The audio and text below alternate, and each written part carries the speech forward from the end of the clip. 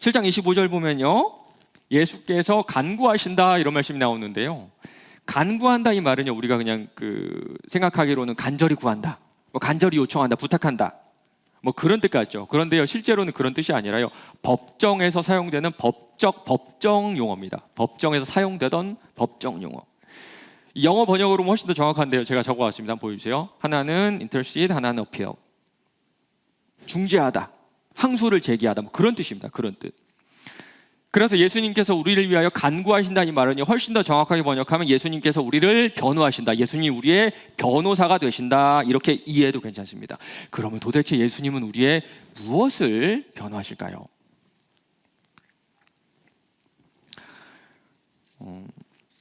심리학 책 중에요, 나는 아직 나를 모른다라는 책이 있습니다. 이 고대 심리학부 교수인 허지원 교수가 쓴 책인데요, 이 책 가운데 어떤 내담자의 이야기를 이렇게 소개해놨어요. 그렇게 하루를 보내고 집에 돌아오면 한참을 멍하니 앉아 있어요. 너무 기진맥진해서 냉장고 문을 열고 한참 동안 냉기를 쐬며 서 있을 때도 있어요. 제가 쓰고 있는 가면을 얼굴에서 떼어낸다, 그런 생각을 했던 것 같아요. 주위 사람 모두로부터 사랑을 받으려다 보니 저 자신의 여러 가지 모습으로 조각조각 나는 것 같아요. 혼란스러웠던 시기는 이미 지났고 이제는 그냥 조용히 지옥에 있는 것 같아요.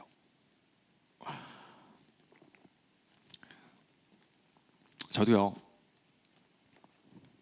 5년 동안 유학생활을 마치고 돌아오는 비행기 안에서 한 가지 결심을 한 게 있습니다. 그게 뭐냐면요, 착한 사람이 되자.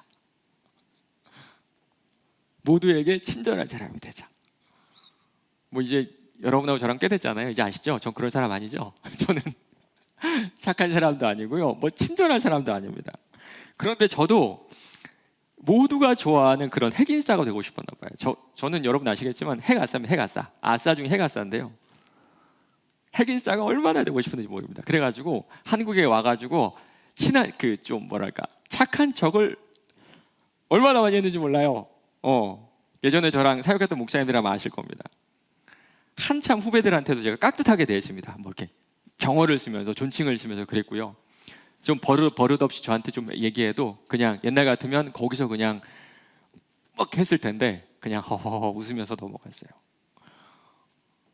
그렇게 한 2년 지났는데요, 지금 생각해보면 저랑은 전혀 어울리지 않은 그런 가면을 썼던 것 같아요. 사실 저는 그런 사람 아니잖아요. 여러분 아시죠? 저는 그런 사람 아니에요. 그러다 보니까요, 좋은 사람이죠, 계속 연기를 하는 수밖에 없더라고요. 여러분도 아마 그러실 것 같아요. 여러분 가운데 집에서의 나와 밖에서의 내가 똑같다 이런 사람이 있어요. 집에 혼자 있을 때의 나와 밖에서의 내가 정말 똑같다. 여러분 가운데 저기 형제나 아니면 남매나 자매나 이렇게 교회 다니시는 분 있잖아요. 우리 가운데 있거든요. 그래서 제가 가끔 물어봅니다. 되게 멋져 보여가지고, 네 동생은 좀 어떻니? 집에서도 멋있니? 오빠는 좀 어떠니? 오빠는 좀 어때? 오빠는 너무 멋있는데 집에서는 어떠니? 야, 너네는 정말 괜찮은데 집에서도 그러니? 그러면요, 한심하게 저를 쳐다보면, 목사님 말도 마세요. 진짜 할 말 없어요. 말도 마세요. 왜 그런지 아세요? 허지용 교수님, UCLA 심리학과 교수인 매슈 리버먼의 책을 인용하는데요, 사람한테 이런 심리가 있다 그래요. 보여주세요. 칭찬은 굉장히 쾌락적인 보상으로 우리의 자존감의 토대가 됩니다. 자존감이 높아진 사람들의 뇌를 들여다보면 보상적인 쾌락의 경험과 관련된 뇌 영역이 자기 개념을 담당하는 뇌 영역과 긴밀하게 연결되어 있습니다. 자존감 수업이라는 책을 쓴 윤홍균 박사의 책을 봐도 이런 말이 있습니다. 자존감을 얻기 위해서는 자신이 사회에 필요한 존재라는 믿음이 있어야 된다. 내 스스로 나한테 나는 가치 있는 존재야, 나는 의미 있는 존재야 라는 의식이 우리를 지배할 수가 없다는 겁니다. 우리는요, 우리의 정체성은요, 내부가 아니라 외부에서, 그러니까 다른 사람의 평가에서 시작되고 완성이 돼요. 저는요, 이거를요, 인간의 궁극적인 솔직함, 제가 만든 용어입니다. 궁극적인 솔직함이라고 설명해내고 싶습니다. 우리의 가장 깊은 곳에서는요, 내 자신을 알기 때문에 그래요. 죄성이 가득한 내 자신, 악으로 가득한 내 자신,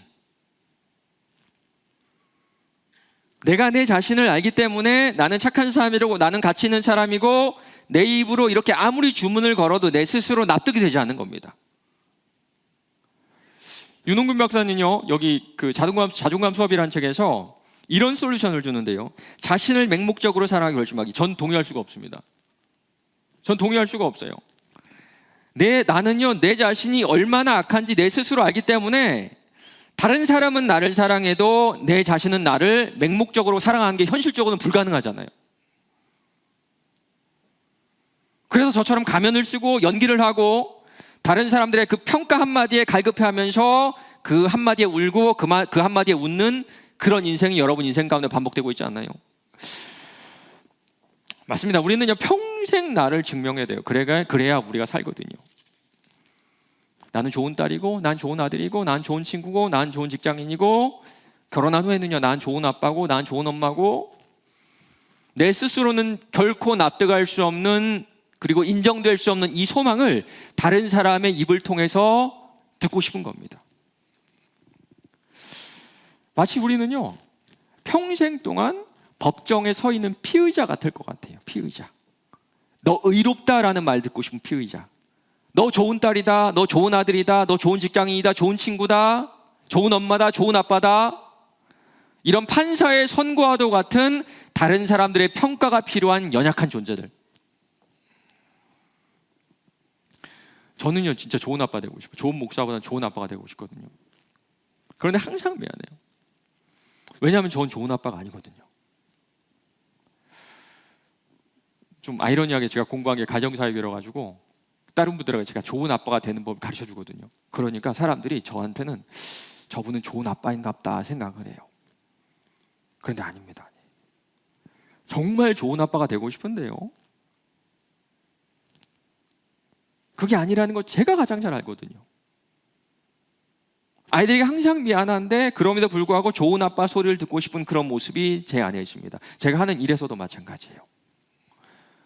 저는 좋은 목사라는 소리는 듣고 싶은데요, 제가 그런 목사가 아니라는 거 제 자신이 가장 잘 알고 있어요. 인생이라는 이 법정에서요, 여러분이 발을 디디고 있는 모든 영역에서 우리는 유죄일 겁니다. 좋은 딸도 아니고요, 좋은 아들도 아니고요, 좋은 남편도 아니고, 좋은 아내도 아니고, 좋은 직장인도 아니고, 더 넓게는 이 사회의 좋은 구성원도 아닐 것 같습니다. 다른 사람들 다 속일 수 있어요. 그래서 저 사람 좋은 사람이다, 좋은 학생이야, 좋은 직장이야, 좋은 애, 좋은 딸이, 이런 평가는 들을 수가 있습니다. 그러나 사탄은 속이지 못해요. 그런 평가로 내 스스로 위안을 삼을 수 있어도 사탄은 속이지 못합니다. 왜냐하면 사탄은 하나님 앞에서 우리의 속내를 그대로 드러내거든요. 내가 또 들으니 하늘에 큰 음성이 있어 이르되 이제 우리 하나님의 구원의 능력과 나라와 또 그의 그리스도의 권세가 나타났으니 우리 형제들을 참소하던 자, 곧 우리 하나님 앞에서 밤낮 참소하던 자. 참소라는 이 말이요, 고소라는 말과 똑같은 말입니다. 여러분 진짜 좋은 아들이에요? 좋은 딸이에요? 좋은 직장인이에요? 좋은 학생이에요? 하나님의 자녀로 떳떳하게 사시나요? 그렇게 평가를 받을 수는 있죠. 그러나 사탄은 속지 않습니다. 사탄은 우리의 과거와 우리의 마음과 우리의 생각을 다 아는 사탄은 그게 아니라는 수많은 증거를 우리에게 들이밀 때 우리는요, 아무 말도 하지 못할 거예요. 맞습니다. 사탄은요, 우리의 영혼 저 깊은 곳까지 탈탈 털어버려요. 우리가 이 인생의 법정에서 유죄 판정을 받고 죄책감과 불안감으로 사는 건 어떻게 보면 당연한 결과인지도 모릅니다. 그래서 우리에게 변호사가 필요한 거예요. 가끔 영화를 보면 이런 장면이 있죠. 어떤 사람이 변호사 없이 멋있게 그 자리에 앉아가지고 저는 제 스스로 제가 변호하겠습니다 해가지고 드라마틱하게 이기는 경우가 있는데요, 실제로는 있을 수가 없는 일이죠. 법정에 변호사가 없이 간다는 거는요, 총을 들고 있는 상대와 맨손으로 싸우러 간다는 것과 똑같은 말입니다. 우리의 일상을 참소하는, 우리의 일상을 고소하는 사탄과 맞서기 위해서는 우리도 무조건적으로 변호사가 필요해요.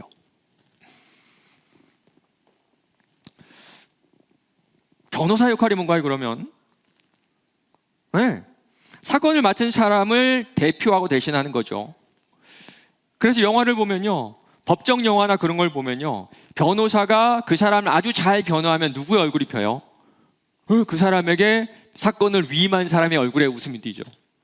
반대로 변호사가 버벅대잖아요. 그러면요, 뒤에서 그 사건을 위임한 사람의 얼굴이 일그러집니다. 맞습니다. 법정에서는요, 변호사가 이기면 내가 이긴 거고요, 변호사가 지면 내가 진 거예요. 최소한 법정 안에서는 변호사와 내가 하나라고 우리가 얘기할 수가 있습니다. 예수와 우리와의 관계가 바로 그렇다는 겁니다. 요한복음 말씀입니다. 내 안에 거하라, 나도 너희 안에 거하리라. 기독교의 신비 가운데 하나죠. 내가 예수 안에 거하고 예수가 내 안에 거하는 것. 고소와 변호가 수없이 오가는 우리의 인생의 법정에서 예수가 우리를 위해 변호하세요. 너 유재야, 너 나쁜 딸이야, 너 나쁜 아들이야, 너 악한 아들이고 자격 없는 성도고 부족한 직원이고 비겁한 친구라 확실한 증거를 내밀며 고소하는 사탄 앞에 예수가 우리를 변호하시는 겁니다. 왜냐하면 예수는요, 유일하게 그럴 자격이 있는 분이거든요. 27절입니다. 그는 저 대제사장들이 먼저 자기 죄를 위하고 그 다음에 백성들의 죄를 위하여 날마다 제사 드린 것 같이 할 필요가 없으니 이는 그가 단번에 자기를 드려 이루셨습니다. 오늘 이 강구라는 단어는요, 요청하고 간청한다는 뜻이 아님을 다시 한번 기억해 보세요. 단 한 번의 죽음으로 그는 우리의 모든 죄책을 없이 하셨습니다. 당신의 피로 우리를 법적으로 사셨다, 그런 뜻이에요. 그래서 지금 예수님은요, 하늘의 법정에서 재판장 되신 하나님께 눈물로 호소하고 있는 그런 장면이 아닙니다. 우리 이렇게 생각을 하죠. 하나님 아버지, 제발 제가 살아가는 권성민을 용서해 주세요. 제발 부탁드립니다. 제발 부탁드립니다. 우리가 생각하는 것처럼 하늘의 법정에서 자비를 구하며 눈물로 부탁하고 계신 게 아니라는 겁니다. 팀켈러 목사님은요, 이 장면을 디맨드라는 단어를 사용해서 예수님의 간구를 정확하게 설명합니다. 이렇게 아마 하실 거예요. 아버지요, 하나님 아버지요, 내가 내 목숨으로 저들의 죄를 담당했으니 어떠한 경우에도 저 사람 의롭게 여겨주세요. 당신은 내 아들을, 내 형제를 의롭게 여겨주셔야 마땅합니다. 이렇게 당당하게 요구하시는 분이 우리 예수님이고, 하나님은 이 요구를 기쁘게 받아들여 주세요. 그래서 예수를 힘입어 하나님 앞에 나간 우리는요, 다른 사람들의 칭찬과 평가에 우리들의 자존감을 세울 필요가 없습니다. 내가 나를 사랑하려는 불가능한 일을 시도할 필요도 없어요. 우리 하나님은요, 예수를 힘입어, 좀 더 정확하게 번역하면 예수를 통과한 우리들 마치 예수님을 보듯이 우리를 바라보셔서 그렇습니다. 이미 예수 안에 있는 우리들을 예수님을 보듯이 가장 아름다운 존재로 여겨주신다는 거예요. 맞습니다. 복음은요, 예수가 단순히 내 죄를 위해 죽으시고 부활하시고 승천하셨다, 이걸 믿으면 우리가 영벌에서 영생으로 옮겨지다, 이것만으로 끝나지 않습니다.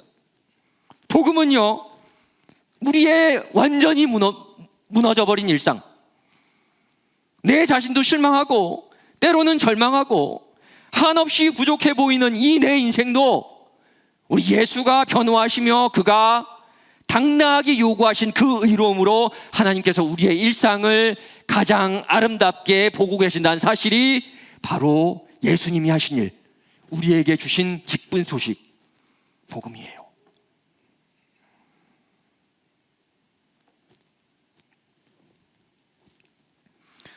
그리고 그분은요, 우리를 끝까지 변호하세요. 25절에요, 온전히라고 나오죠. 온전히. 그러므로 자기를 힘입어 하나님께 나아간 자들 온전히 구원하실 수 있으니 나오는데, 온전이라는 것보다 끝까지라고 번역한 뜻은 끝까지, 끝까지. 스펄전이라는 목사님은요, 예수님이 우리를 변호하시는 범위를 세 가지 끝으로 설명합니다. 먼저는 죄책의 끝까지, 두 번째는 배척의 끝까지, 세 번째는 절망의 끝까지.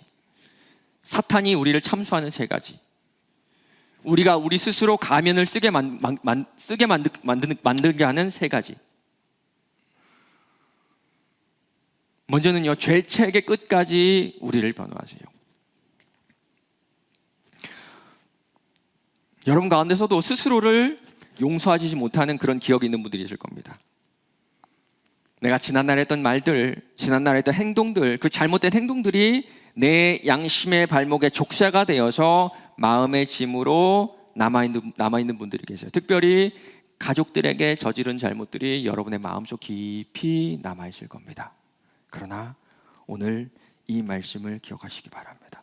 여러분이 얼마나 큰 죄를 지었든지 예수님의 용서하시는 능력을 넘어가지는 못해요. 여러분이 극악무도한 죄를 지어서 지옥의 문 앞까지 가 있을지라도 예수는 끝까지 여러분을 구원하실 수 있는 그런 분이세요. 두 번째는요, 배척의 끝까지 여러분을 구원하세요. 여러분을 변호하세요. 지금까지의 인생을 돌아보면 여러분 얼마나 예수님 많이 배척했나요?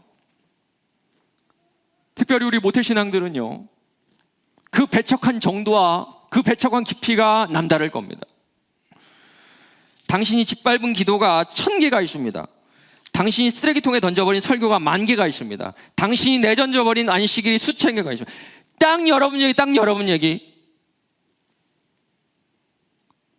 여러분은 여러분을 위해 수십 년간 기도했던 사역자들의 부모님들의 기도를 짓밟았고요, 여러분을 여러분을 위해 목숨을 걸고 준비한 설교를 쓰레기통에 수천 개 수만 개를 짓밟아 넣었죠. 안식일은 말할 것도 없습니다. 주일을 쉬는 날로 바꿔버린 건 별수 오래죠. 그러나 오늘 이 자리에 오신 여러분에게, 오늘 이 예배를 화면으로 보고 있는 여러분에게 예수는 오늘도 돌아오라 돌아오라 돌아오라 부르짖고 계신 겁니다. 맞습니다. 예수는요, 지금까지 당신을 배척한 여러분을 끝까지 구원하실 수 있어요.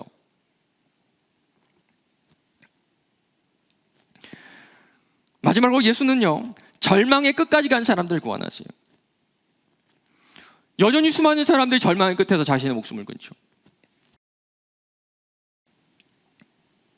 사실 저는요, 이런 설교를 여러분에게 할 만한 자격이 있는 사람이 아닙니다.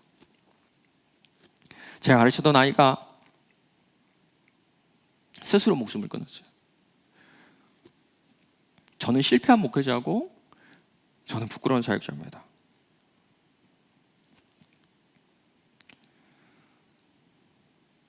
그 아이가 그렇게 떠나기 전에 이 말씀 같이 나누면서 그 삶을 붙잡지 못한 게 제 사역 가운데, 인생 가운데 한으로 남아있어요.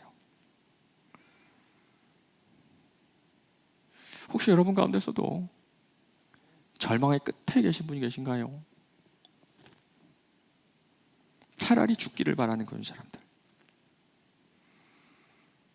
그러나 이 말씀 여러분 기억하시기 바랍니다. 예수님은 절망의 끝에서도 우리를 변호하세요. 설령 지금 여러분이 가장 나쁜 상태에 있더라도 예수님은 끝까지 우리를 변호하세요. 왜냐하면 그는 우리를 끝까지 변호할 수 있는 능력이 있는 분이기 때문이에요. 예수님은 항상 살아계셔서 매 순간 우리를 위해 성부 하나님께 의로움을 요구하시기 때문에 어떤 상황에서도 우리에게 구원과 평안과 위로가 임할 수가 있는 겁니다. 부활하신 예수님을 다시 한번 기억해 보시길 바라요. 할 일을 다 마치고 난 후에 예수님은 굳이 사람의 모습으로 부활하실 이유가 없죠.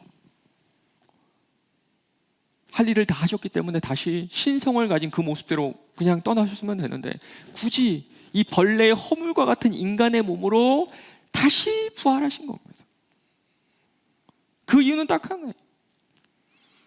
여전히 인간의 본성에 참여하시고 우리를 위하여 사시기 위해, 단지 영생을 주신만이 아니라 불안하고 두렵고 혼란스러운 일상 가운데 죄책의 짐으로, 배척의 부끄러움으로, 절망의 짓누름으로 일상을 버티는 우리의 손을 끝까지 붙잡고 하나님께서 바라보신 우리가 얼마나 아름다운지 깨닫게 하시기 위해서 우리 예수님은 우리와 똑같은 몸을 입고 지금 하늘 보좌 우편에서 우리를 위해 의로움을 요구하고 계신 겁니다.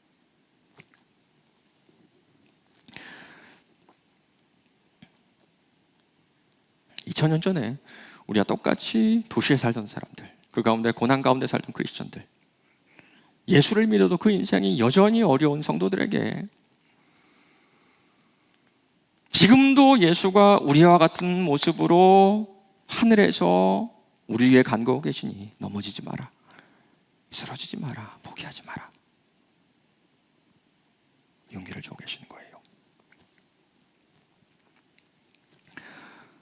사랑하는 우리 청년 여러분, 예수 없이 인생을 살면요, 우리는 언제나 유죄 선고를 받고 살아갈 겁니다.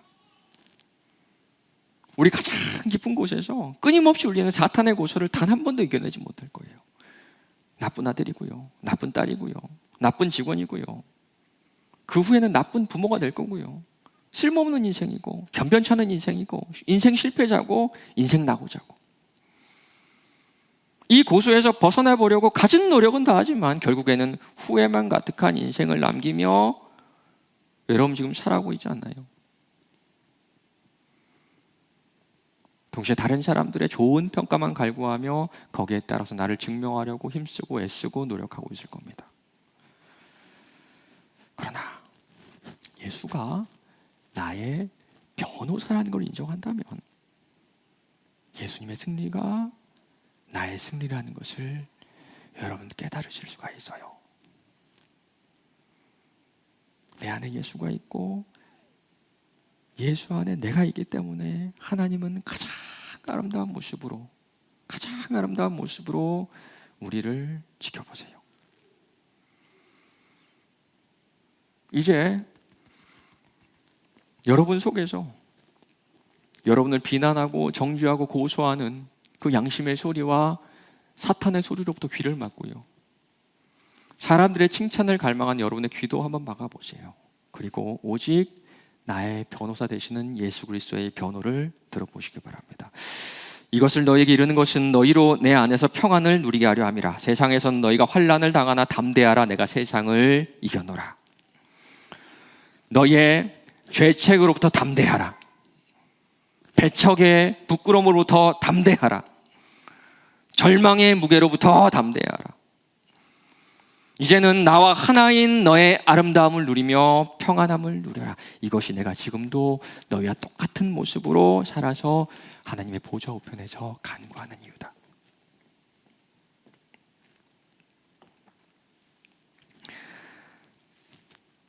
말씀 뵙겠습니다.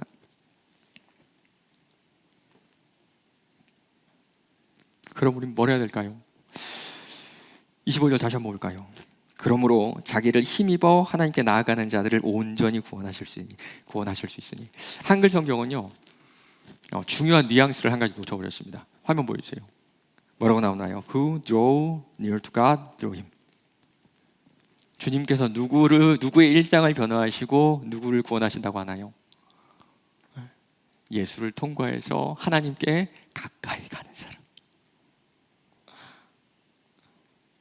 화살이 날아가는 방향을 보면요, 관역이 어디 있는 줄 알죠?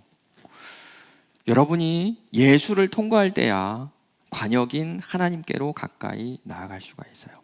스펄전 목사님은 이걸 습관이라고, 습관.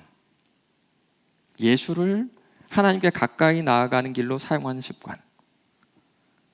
하나님은요, 예수를 당신께 가까이 나아가는 길로 사용하는 습관을 가진 사람들을 끝까지 변호하시고 구원하시는 겁니다.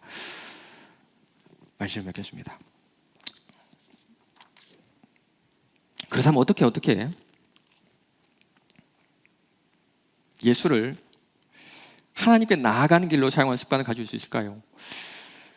우리 이번 한 주 한번 이렇게 살아볼까요? 주님의 습관을 배워보도록 합시다. 누가복음 말씀이에요. 예수께서 함께 내려가사 나사렛에 이르러 순종하여 받으시더라. 예수님요, 육신의 부모를 향해 순종하며 사셨는데요, 이 순종이라는 말 속에는 지속성이라는 뜻이 포함되어 있습니다. 순종이 곧 예수님의 삶의 습관이셨다는 겁니다. 말씀, 예수님은요 평생 순종하며 사셨어요.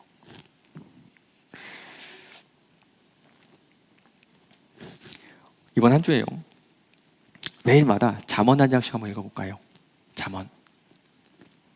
제가 아침마다 여러분에게 어떤 곳을 읽을지 보내드리도록 하겠습니다. 분명히 주시는 말씀이 있을 거예요. 주셨을 때 그 말씀에 일주일 동안만 여러분 순종해 봅시다. 좋든 싫든 마음이 끌리든 않든 순종하는 그 과정 가운데 여러분은 예수님의 그 구원하시는 그 변호를, 여러분을 당당하게, 여러분을 기쁘게, 여러분을 즐겁게 평안하게 하시는 그 변호를 경험하실 수가 있을 거예요.